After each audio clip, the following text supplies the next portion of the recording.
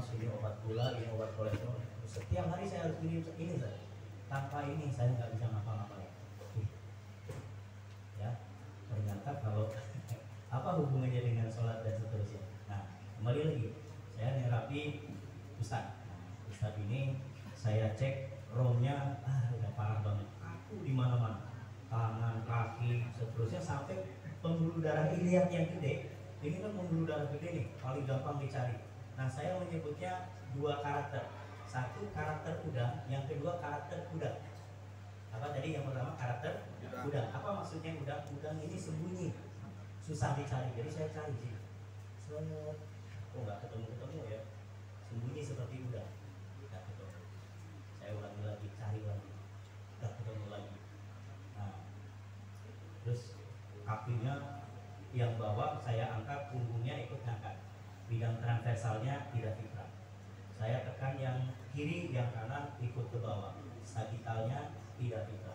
Saya tarik ke belakang, yang depannya gitu, berimis ya. Berarti frontalnya juga sudah tidak fitrah. Artinya ini pembuluh darahnya banyak darah yang mampet. Saya ambil kesimpulan Anda seharusnya tidak sesehat ini, nggak bisa kemana-mana. Nyatanya saya dapat kemana-mana nggak masalah bro. Gitu. Dari mana dia mendapatkan energi? Dari ibadah. Lihat ayat Allah bidzikrillahi tatmainnul qulub, ini bahasa Al-Qur'an. Ya, kalau kamu berzikir kepada Allah, ya sholat, ya baca Quran dan gitu ya, maka Allah akan memberikan ketenangan. Apa itu ketenangan? Kalau diterjemahkan dalam bahasa fisiologis, itu artinya kita sedang dibanjiri hormon serotonin, oksitosin, fetilamin, adenosin dan yang lain. Dan itu dan itu bisa menggantikan fungsi-fungsi darah yang sebetulnya seharusnya kita sakit. Ya, maka digantikan oleh fungsi itu. Sehingga saya waktu belajar sama Profesor Jim Paul Mamahit dan Dr. Pitt, dia sampai kebingungan sendiri meneliti tentang hormon ini. Akhirnya kesimpulannya apa? Hormon is the gift and the secret of God. Cuma gitu doang. Ujung-ujungnya gitu ya. Walaupun dia bisa menguraikan serotonin itu, sensasi yang muncul adalah tenang. Itu biasanya dapat setelah sholat. Ya. Oksitosin juga sama. Ya. Apalagi fetilamin. Nah, ini kalau tukang main bola ngerti nih. Fetila, garasi. Apa fetila Pak? Pernah main bola? Siapa yang pernah main bola? Pernah? Pernah tabrakan juga sampai luar biasa sakit ya. Pernah ya? Terus disemprot. Pernah? Iya. Habis disemprot gimana rasanya? Ya. Enteng lagi kan? Iya. Nah, yang disemprot itu bahannya namanya fetila. Fetila itu sifatnya anestesi, menghilangkan rasa sakit. Itu juga yang didapatkan ketika setelah kita beribadah dan juga salah satunya setelah berhubungan suami istri. Dapat fetilamin yang sebetulnya tulisannya gitulah ya. Enggak seperti yang saya ucapkan. Tulisannya gitu. Nah, itu didapatkan dengan kita beribadah, sehingga rasa-rasa sakit yang seharusnya muncul, fungsi-fungsi tubuh yang seharusnya lemah, itu bisa kuat kembali dengan karunia Allah yang namanya hormon. Sehingga Dr. Pitt tadi ya, dokter guru saya, itu akhirnya kesimpulannya hormon is the gift and the secret of God. Yang ngerti tentang hormon itu adalah Allah, dan itu rahasia Allah, diberikan kapanpun Allah mau. Akhirnya begitu ya. Nah, kesimpulan saya, orang muslim kalau nggak ibadah sakit ya, tergantung dari ibadahnya gitu ya. Tidak perlu banyak-banyak. Seandainya Anda tidak sholat, seandainya Anda tidak sedekah dan wudu dan lain sebagainya, Anda juga sama, bakal tergantung sama obat-obatan itu. Nah, di Solo sini ada salah satu guru saya, namanya Dr. Nafiuddin Mahfud. Ada yang kenal? Di Solo, orang Solo, tapi beliau tugasnya di Jakarta. Sering ketemu sama saya itu di Jakarta. Beliau adalah dokter di Departemen Agama, pendampingnya jamaah haji. Ya, jadi saya kalau di Jakarta itu nginepnya di hotel milik Departemen Agama. Dan hebatnya lagi Bu, hebat nih. Kalau kita nginep di hotel itu harus kuat iman. Kenapa? Karena hotel itu justru dibikin di tempat maksiat. Ya, di tempat yang banyak maksiatnya supaya kita menghidupkan rezeki di sana. Wah, tapi tantangannya luar biasa itu, Zat. Iya, kalau kita mau ke masjid, keluar dari hotel, mau sholat atau mau makan, itu yang duduk samping kita, waduh, ya, atau di depan kita, ya, kita harus menundukkan mata deh, pokoknya. Ya, beliau bilang, ketika lihat ada orang kok sibuk begini, tenaganya masih fit, terutama artis-artis ya. Beliau ketawa aja karena mereka minum obat ini gitu ya. Oh, dokter kok tahu ya, karena mereka belinya ke saya. Iya yang jualnya gitu ya, supaya staminanya tetap jos. Nah itu bisa digantikan dengan kalau kita banyak beribadah kepada Allah. Jadi kita dikasih power, tenaga ya. Nah ini nanti kalau mau tahu, tadi ada yang nanya, Ustaz hormonnya apa? Baca buku ini. Ini saya rekomen banget buku ini. Kabar baiknya, buku ini ditulis oleh seorang yang insya Allah ilmunya luar biasa dan harganya murah. Harganya berapa? 150.000. Murah atau mahal? Kalau ada yang bilang mahal, saya balik.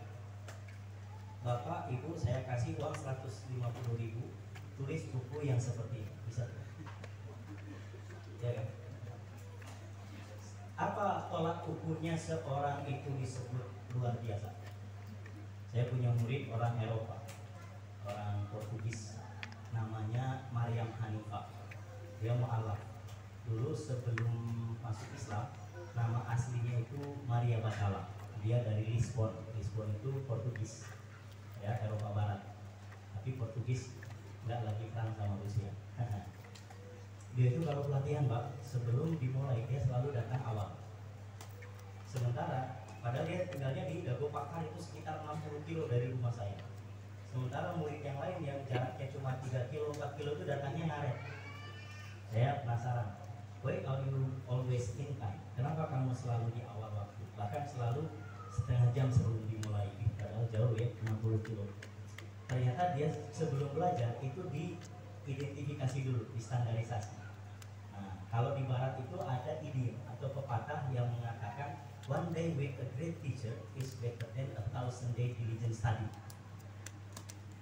Artinya apa? Pokoknya yang one day, satu hari, with a great teacher, bersama seorang guru yang luar biasa, hasilnya is better than, lebih baik 1,000 day diligent study, lebih baik dari 1000 hari kita belajar dengan rajin. Itu diantaranya saya dapati dari buku ini. Seandainya kita membaca buku selama 1000 hari, belum tentu kita mendapatkan ilmu sebanyak ini. Ya, makanya ini kabar baiknya. Saya kenal betul dengan Dr. Tauhid Nur Azhar sampai saya bertanya kepada diri saya sendiri. Karena setiap pertanyaan beliau selalu tahu jawabannya dan selalu ada korelasinya dengan Quran dan Sunnah. Saya bertanya kepada diri saya sendiri. Apa yang saya tanyakan? Ini orang isi otaknya berapa giga? Hampir semua pertanyaan baik dari saya dan teman yang lain itu selalu bisa dijawab. Dan Anda tahu, beliau itu kalau kita bertamu ke rumahnya itu dijadwal. Jadi seringkali kita masuk ke rumahnya, sementara minuman untuk tamu sebelum kita itu masih ada. Dan minuman kita itu akan masih ada ketika tamu yang lain datang. Itu saking obatnya beliau. Dan hebatnya lagi, ini tulisannya polos, Tauhid Nur Azhar. Padahal beliau punya 5 gelar akademis, doktor, MPhil, MNet dan seterusnya, tapi nggak pernah ditulis. Saya orangnya gitu, Zat, suka nanya gitu, Dok, orang ini punya gelar kan nggak ditulis. Kenapa nih? 49 judul buku semuanya tidak menulis gelar. Ya, apa katanya? Tadi ini percaya nggak kalau nama itu adalah doa? Kalau ibu percaya tidak? Saya, bapak percaya. Nama yang diberikan oleh orang tua itu adalah doa orang tua. Ya, kalau saya tulis nama gelar di depan nama saya, kemudian saya tidak dipanggil dengan nama saya, tapi dipanggilnya dengan gelar saya, ini artinya doa orang tua saya tidak terucap. Beliau bilang, saya punya gelar akademis sebanyak ini adalah jasa orang tua saya dan bukan dari hasil saya sendiri. Luar biasa ya. Nah, ini jarang orang kayak gini ya. Makanya beliau mengatakan saya bisa sampai ke titik ini adalah karena jasa orang tua, dan saya ingin senantiasa orang tua mendoakan saya. Caranya gimana? Saya dipanggil dengan nama saya saja. Nah, ini kabar baiknya menurut versi saya. Dan menurut ibu bapak, ini kabar baik atau bukan? Baik. Baik ya.